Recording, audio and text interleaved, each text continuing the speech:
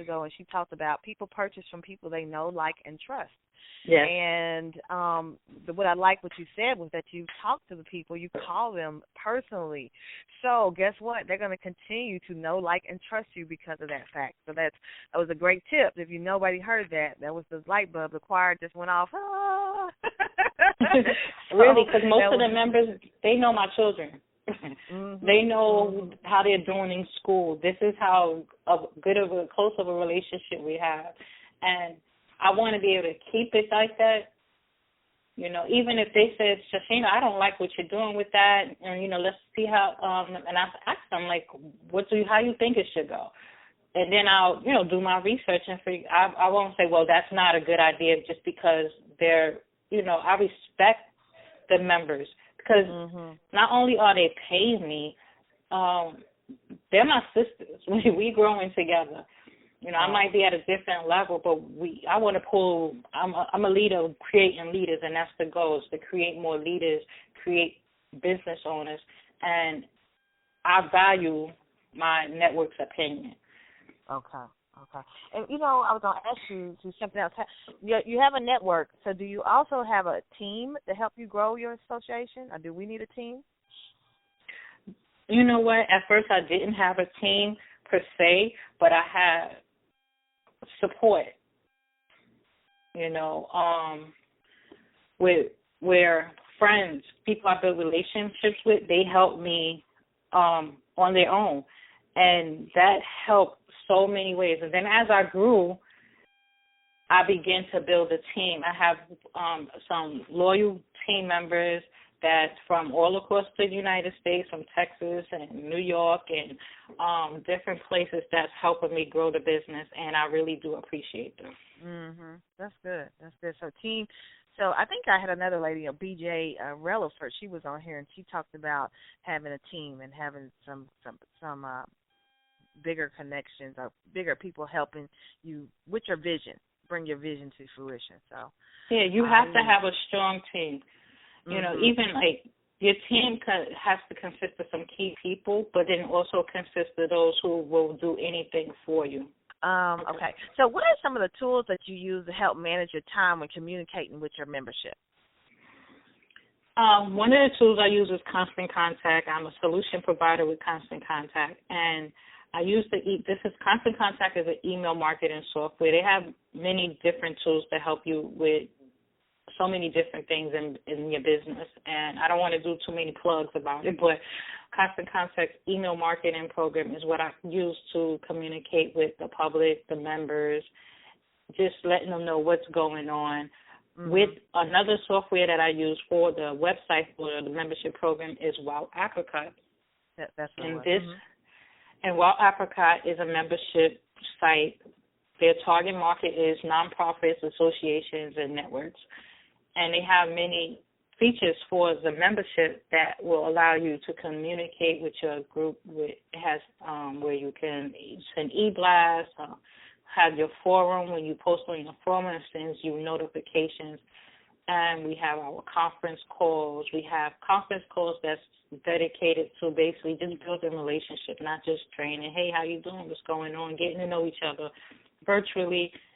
Some of the members have Google Hangouts and invite each other.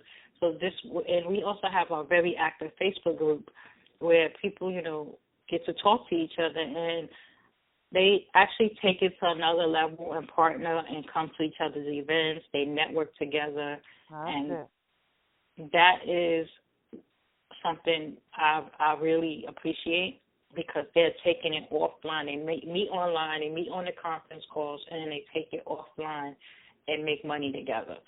Yeah, that's good. So I like that. Because that's what I was saying, that you purchase from who you know, like, and trust, and building a network and a connection is going to, nothing else, help you know, like, and trust someone. So that's right. Great. I love that. A lot of times when I'm on this call, we talk about, your membership site and how successful it is.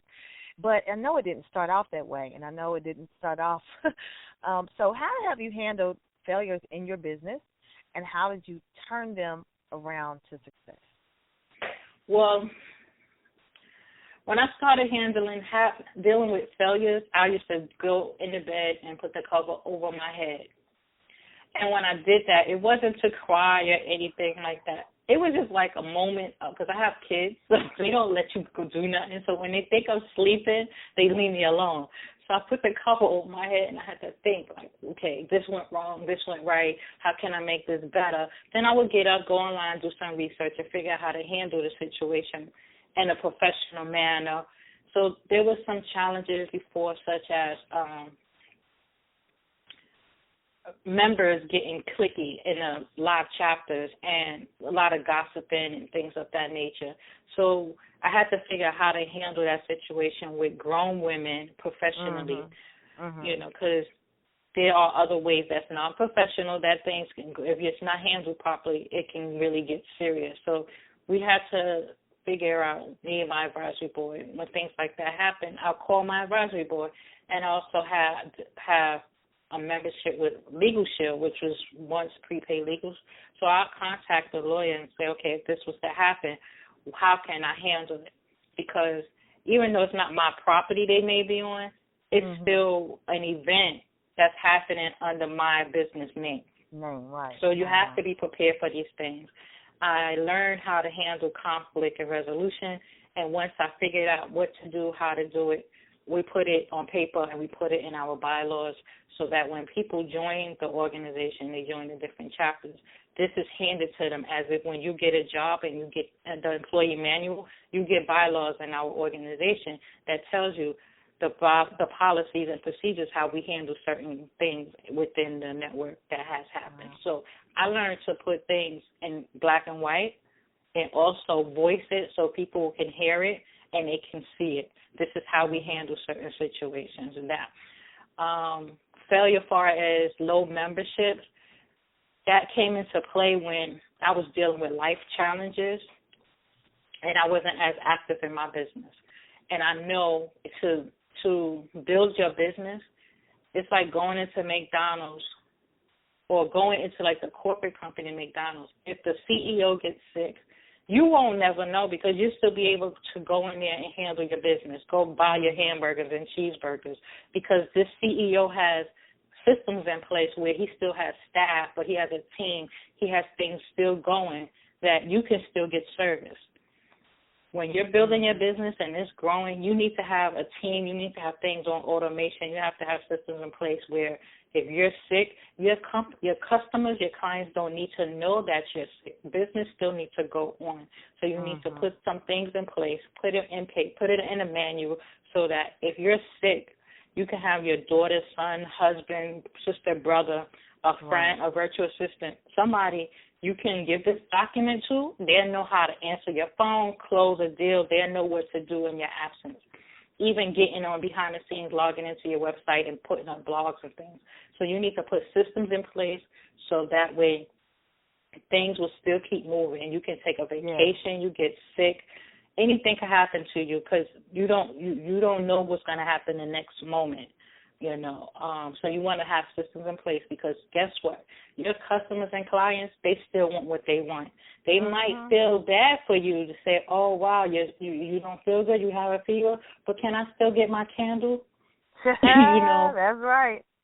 So you have to still be able to service these people, and you have to think like that. You have to think big. You can't think, okay, I'm a home business owner or I'm a small business. If you're going to think like that, a solopreneur, you're going to think like that, you're going to remain like that because that's right. What your customers are going to move on to somebody they may know and trust you, but they can't rely on you. So they have to be able to rely on you too. And I've been there where I have people who love me and support me, but guess what? They went to other organizations that things was actually going on and consistent at that time because I was handling me personally. I may have been kept posting on Facebook and Twitter and all these different things because I had it on Hootsuite or something.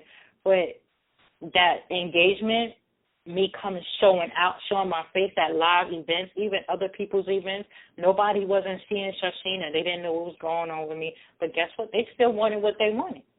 That's right. You have to make sure you have systems in place, automation, hire an intern, a virtual assistant. your next door neighbor, somebody, and give them your manual and say, okay, this is how you do X, Y, and Z. If you need me, text me, call me, come see me. I'll, help you, but I need you to do the work. I like that you said that stop thinking it along the lines of solopreneurs or that you're gonna just have to run everything yourself. And on the Startup Biz Coach radio, a lot of the listeners are brand new, or even seasoned, maybe been in this couple of years and still are doing the whole thing by themselves. But what I heard you say, and actually Danielle Jervey came on here maybe a couple of weeks ago as well, and she said the same thing. There's no way you should continue to think that you're going to just do this by yourself. Your mindset has to stretch and grow and think of how to do this, because Donald Trump ain't sitting there doing everything himself. No, he's not even there for none of it. He's running the business and board meeting. That's it.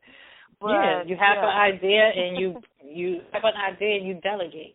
Yeah, delegation. So that's a lot of outsourcing. I read the book, The 4-Hour Work Week.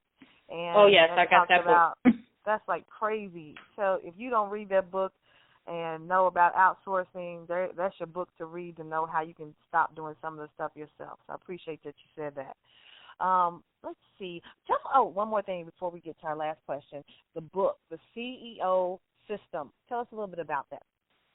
The CEO System, Building Business Mastery is a book that I wrote to share some strategies, some tips that I learned through trial and error growing my business. Some things you're not going to learn if you research it. You might see it, but you may not think it applies to you, such as having a company manual for a home-based business. Some people don't think they need that, or an employee manual, operational manual. So you don't think you need stuff like that as a home-based business. Also, having a privacy disclosure. So you might have a great idea and you want to tell your friends or show your friends your business plan to see, just to get their opinion. Guess what? I've read a book by Rochelle Shaw, and this is what happened to her. She showed her business plan to her best friend, and she didn't act on that business at the time, and her best friend went and started that business without her. So is the business still booming? Well, I don't know. This was a long time ago. So I read this book a long time ago. And so what I also learned from a book by Earl Graves, Sr., I don't have the book in front of me, but in the book he says you have a privacy disclosure, right? Whoever you're going to share it with, before you could tell your best friend, look, I got this idea I want to talk to you about, but sign this paper right here before, and you can record it. That way it's protecting you. It's not really saying you don't trust that person, but at the same time you have to protect your intellectual property. You have to protect your ideas. When I was 12 years old, not even 12, younger than 12, I had an idea of a flat screen TV because my TV was just too big for my dresser, and I was a neat freak.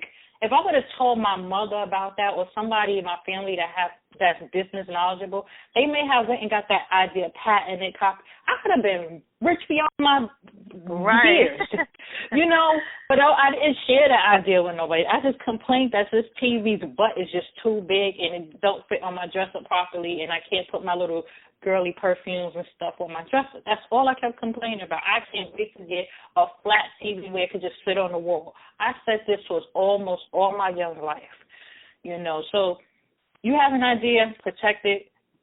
If you can go Google it, get a standard template online and just put your name, your company name, and share these ideas with your friends. Have a notary public sitting there, I learned these things, so I put it in the book. And so the book, The CEO System, Building Business Mastery, it has over 30 tips and strategies, about 5 articles, some infographics, some motivational quotes from some celebrity, high-profile women that we love, know, and follow. And it also has a resource directory for some tools that I use to build my business. I really recommend this book to a lot. It's dedicated for women who start in the business and who's ready to grow their business to another level. So you can find the book on my website, realsistersrising.com, or you can find it on Amazon online, Barnes & Noble online. It's there. I hope you love it when you read it. If you buy the book, please let me know what